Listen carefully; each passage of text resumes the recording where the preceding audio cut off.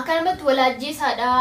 Ma wani wala situ sagantaa qabachaa barakastana. Maaliifan sagantaa qabadda garuu kun beekamaadha ifa kun. Micoon duuti malee duraanuu sobdee baatee malee dursumsaatu akka deebisuun beekan nan beeka dursumsaatu.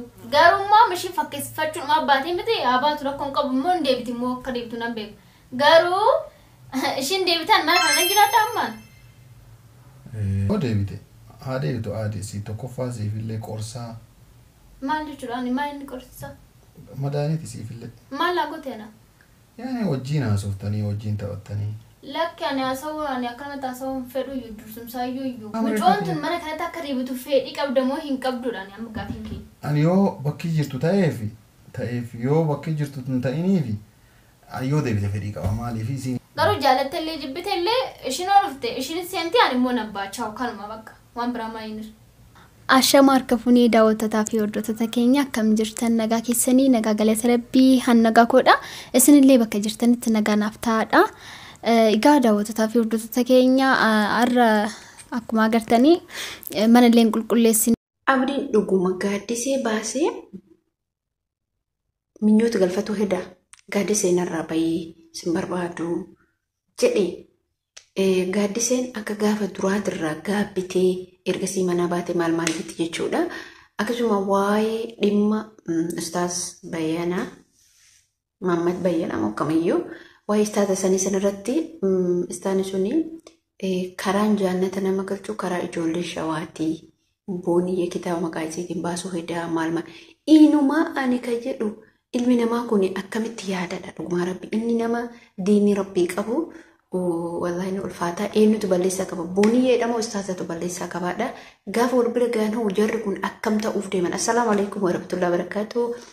Akkam jirtu nagaa keessanii fayyaa keessanii isiniin jecha anillee nagaa kooti alhamdulillah galata rabbiin galanne haa qabu isiniin jechuun hordoftoota kabajamtoota kiyya dhaamsa jabduun isinii qabu namoonni viidiyoo kiyya hanga ammaatiitti na jajjabeessan hedduutu galatuma baay'ee alfaadhaa baay'ee isin jaaladha baay'ee isin kabaja isiniin jechuun barbaada uummata kiyya uummata qishtii uummata jaalatamaa uummata kabajamaa baay'ee asirratti dhaamsanii qabu warroonni koomantiidhaan nama arrasitan faayidaan kee maali maaluma argatta arrabuma kee kanarra gaafa nama arrabsitu maaluma argatta mee bu'aan ati buufte maal erga gaafa YouTube kana erga torbee tokkooti immoo maal arrabuma kee jechuudha bakka waa biraan qabdanii an dhimma kiyyaa miti waan feete hojjettellee waan feete hodhistellee dhimma kiyyaa miti irraan kaadhu rabbee siyaasa qofa bakka kun nan cabsu akkas isin jechuu barbaada har'a wantoonni nuti waliin dubbannu gaaddiseen seenuftee jirti wannan gootu irratti mucaan kun nama of biraa dhabuudha malee dhugumatti jechuudha nama dhabde nama akkamii dhabde nama isii gorsu dhabde. Tokkoffaa namni tokko gaafa mana namaa taa'u tokko kabaja qaba. Mana ala bahee gaafa duraasatu hojii bareeda gooti jechuun wal lolanillee achi baatee mana baraan bulle. Garuu gaafa lammata jabanaa caba irratti ala baatee buluun siisuun immoo dogongora. Maaliif namni tokko gaafa badu maatii ofiitti bada yoo heerumte dubartiin maatii ofii eessuma warra akaakayyuu akkas bataa. Namni nama bira taa'u immoo namni nama bira taa'u immoo kabaja qaba jechuudha. Gabbayee mana namaan bulu, gabbayee mana namaan dhaqu.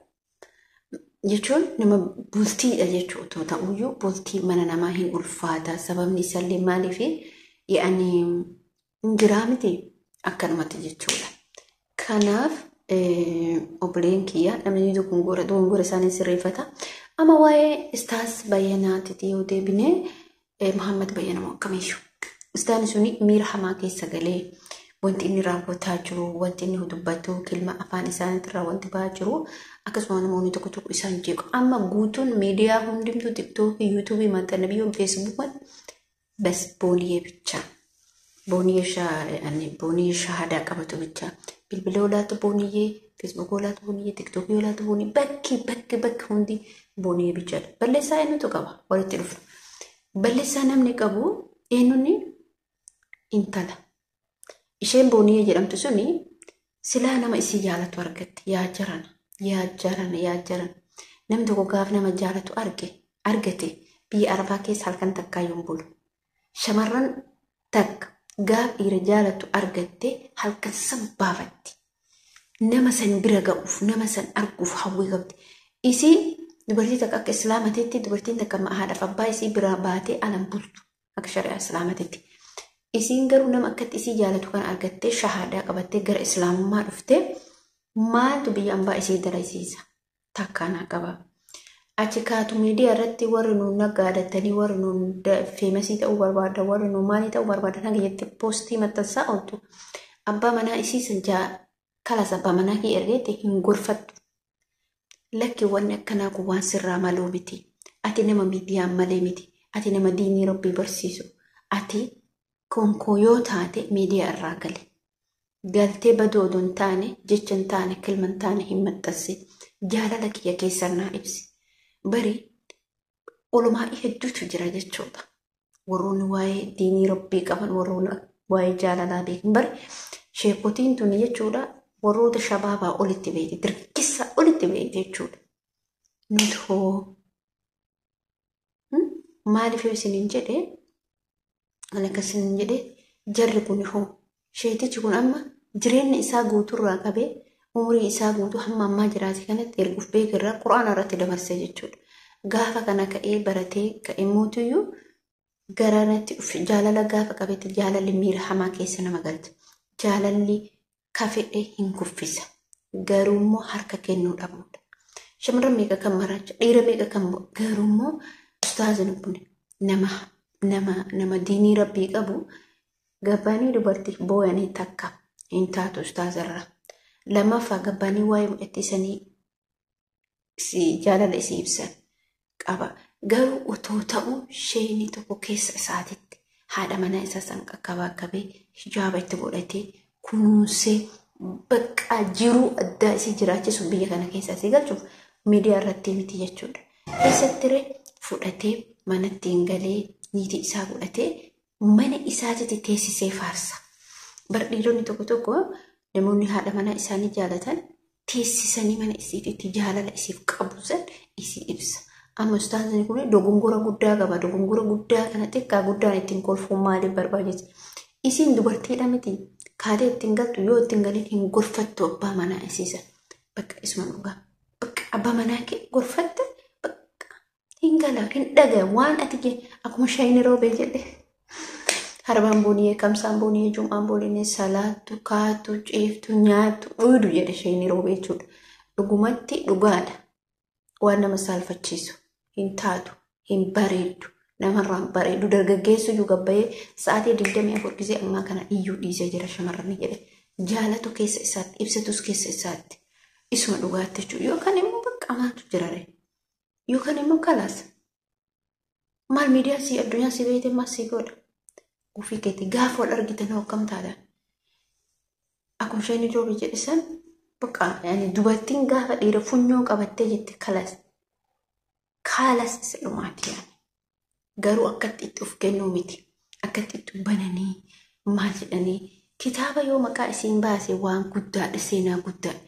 Garuu mootiyyuu miidiyaa irratti jaananii ijoollee shawaa wal jalaan malee hin jiruun kun eessaa dhufe kitaaba kamtu baase? Ana gaafii natti ta'ee jubara.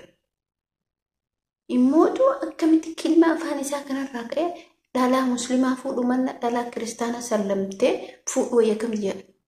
Orominnati namni nama garuu islaamummaa dhumi kiristaanummaa warroonni gara islaamummaa dhufanillee maashaallah tabaarakallaa garuu mujichi sun isarraa mala hin malu. Meeqa kamtu jira ka diinii rabbii qabu. Meeqa kamtu jira ka diinii rabbii qomatti qabatee qabu ijoolleen islaamaa. Ishee tanaati kaleessa sallamsiifatte. Meeqa kamtu mootu islaamummaa qabatee gara islaamummaa irraa gara kaafirummaatti deebi'aa jira. Argaa jirtan sooretti jechuudha. Shekriyaa hedduutu akka jaalatamu caasan dhugaa dubbachuuf sheeriyaan hedduutu akka jaalata sooretti jechuudha. Ummaatii jedhaan baabattii jedhaan maasii bituu jedhaan jechuudha. Garuu isiin amantaa san odoo qabattuu hin ta'in akka yoonnee maanyaa jechuudha. Amantaa kaanuma kan seenuu dhufte isiin intala ortodoksii na fakkaatti. Ortodoksii na fakkaatti. Ortodoksiidha. Isiin gaafuma duraatuyyuu qullaa deemuu barbaaddee ama ka olfannifte kalas. Ama kalas matallee fuudhachuu eegalti yaani jechuun akkas hin jiraa miti dura akkas hin dadhabde. jechuun gudurumaa jaalattee otoo dhufne isin beeka fattanuu jechuun laanchuu hin jiraa miti akkas dhufte. Isin gaafuma amantaa qabatteeyyuu dhiironni akkas jechaa turte mee jaalala kan keenyaa ibsii akkana jedhi jechaa turte. Teettee jechuudha. Wanni hunduu ahayaa qaba yaani wanti hunduu kabaja qaba wanti hunduu seera qaba akkaataa qaba. Musha akkanuma tolkaanii itti taruu musha akkanuma tolkaanii jechuun amantaa kana qaqqabdee ilaaltee otoo jettee intalli tuni amantaa ortodoksiitti hin deebitu amantaa isin nama kaffarte yaani jechuun islaamummaa gattee gara amantaa sanitti deebi'u jechuudha. Yaaluu dhabuu isii hubachuu dhabuu isii isin ama wal harkaadhaa jira. Tarii namni dura jaalatte illee deebisuu danda'a yookiin maatiinis deebisuu danda'a.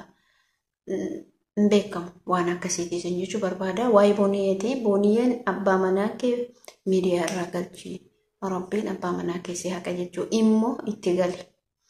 Akkanumatti isin jettee teettee onlaayinii irraa abbaa manaa kee akkanaati isaa wajji qilleelixaa isaa wajji bu'ee cabaa odoo hin taane itti galii wajjin galee bu'e. Itti gali maal eenyuuf dalaydari'atti kalas innu si horata innu jiru gaarii si jiraachisa innu nama si jaalatu maal godhu biyyaan baateetti umri keefitti maal godhu biyyaan baateetti ji'a kaanii takka lama lakkoofta galiitti immoo kee guddifadhu bakka si jaalata nama si jaalatu waan ta'eef si tikkitti kunuunsa si jiraachisa bara nama si jaalatu waan ta'eef wallaahi billaahi ati garuu jummootuyyuu biyya arabaa teettee achitti qalbii isaa rarraaftee jechuudha. Kanaaf viidiyoo kee asmarratti dhaabaa hamma viidiyoo biraatti walitti deebinutti. Assalaamu alaikum warahmatullaahi wabarakaatu.